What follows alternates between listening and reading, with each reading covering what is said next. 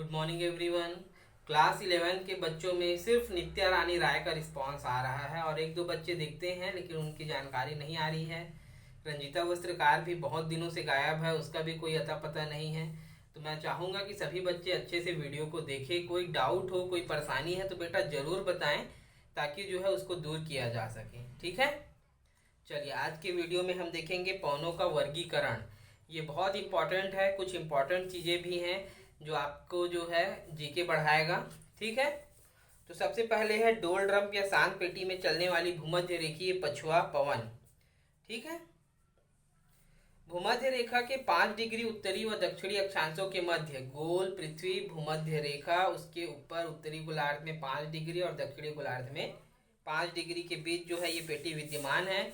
यहाँ हवाएं गर्म होती है क्योंकि पृथ्वी पर यहाँ पर सूर्य सीधा चमकता है, इसलिए हवाएं क्षैतिज बहने की वजह से, गर्म होने की वजह से लंबवत बहती है, जिसकी वजह से यहाँ पर हवाएं शांत होती है, इसीलिए शांत पेटी या डोल ड्रम कहते हैं। दूसरा है व्यापारिक पौने, ये बहुत महत्वपूर्ण है। अब नाम से पता चल रहा है कि व्यापारिक पौने, ठीक है, समझ में आ जाएगा कि इसका नाम व्यापारिक पौने क्यों रखी गई है। ये पौने अयन वृत्ति उच्च वायु दाब की पेटियों से भूमध्य रेखीय कम दाब वायु पेटियों की ओर चलती है, अर्थात भूमध्य रेखा से ध्रुवों की ओर, दोनों ध्रुवों की ओर। ये पौने उपोष्ण उच्च वायु दाब पेटियां 30 से 35 डिग्री के अक्षांशों के मध्य स्थित होती है और ये निश्चित रूप से वर्ष भर चला करती है। ठीक है, उत्तरी गोलार्ध में इनकी दिशा उत्तर पूर्व से दक्षिण पश्चिम तथा दक्षिण पश्चिम में दक्षिणी गोलार्ध में उत्तरी पूर्वी दक्षिणी गोलार्ध में दक्षिण पूर्व से उत्तर पश्चिम होती है। अतः इन्हें उत्तरी गोलार्ध में उत्तरी पूर्वी व्यापारिक पौने एवं दक्षिणी गोलार्ध में इन्हें दक्षिण पूर्वी व्यापारिक पौने कहा जाता है। इन पौनों की नियमित दिशा के कारण प्राचीन काल में व्यापारी अपनी पालयुक्त नावों को ले जाने के लिए इन पौनों की सहायता लेते थे।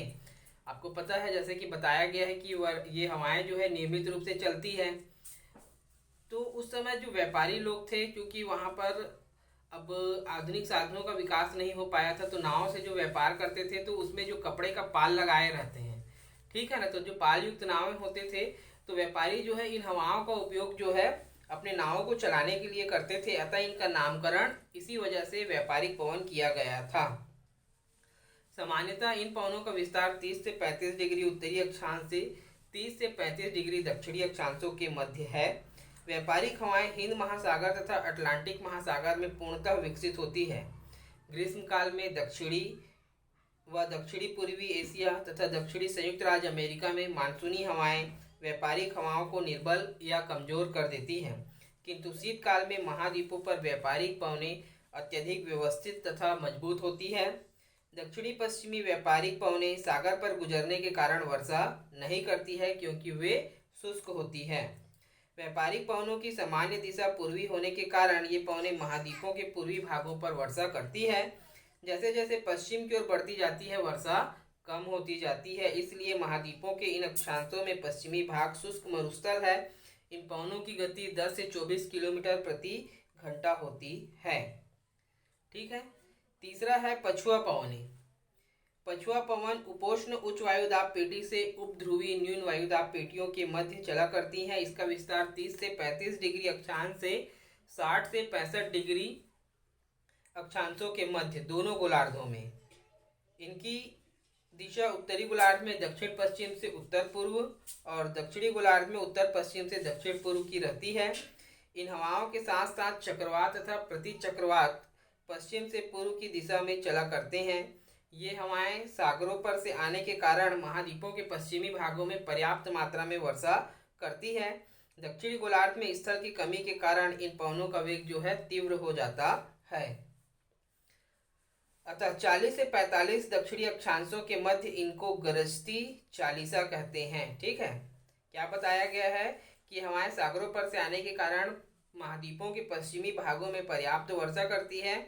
दक्षिण गोलार्ध में स्थल की कमी के कारण इन पवनों की जो गति है वो और तेज हो जाती है, और इनकी गति जब तेज होती है, जब ये 40 से 45 डिग्री दक्षिणी अक्षांशों के मध्य में जो है इनको गरजता चालीसा कहते हैं।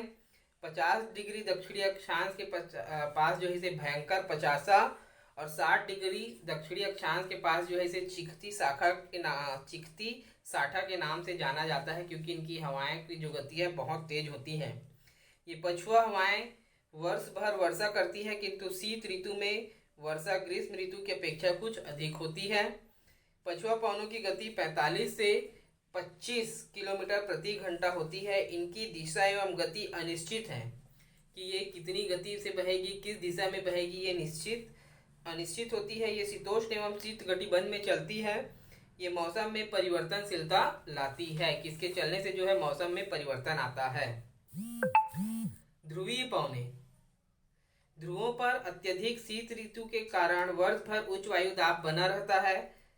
अतः उच्च वायु दाब से उपध्रुवीय न्यून वायु दाब की ओर दोनों गोलार्धों में ये पवनें चला करती हैं। उत्तरी गोलार्ध में इनकी दिशा उत्तर पूर्व से दक्षिण, उत्तर पूर्व और दक्षिणी गोलार्ध में दक्षिण पूर्व होती है। ग्रीष्म काल में वायु दाब की जो पेटियां हैं खिसक जाने के कारण इनका क्षेत्र संकुचित हो जाता है, किंतु शीत ऋतु में इनका विस्तार 60 डिग्री अक्षांश तक हो जाता है।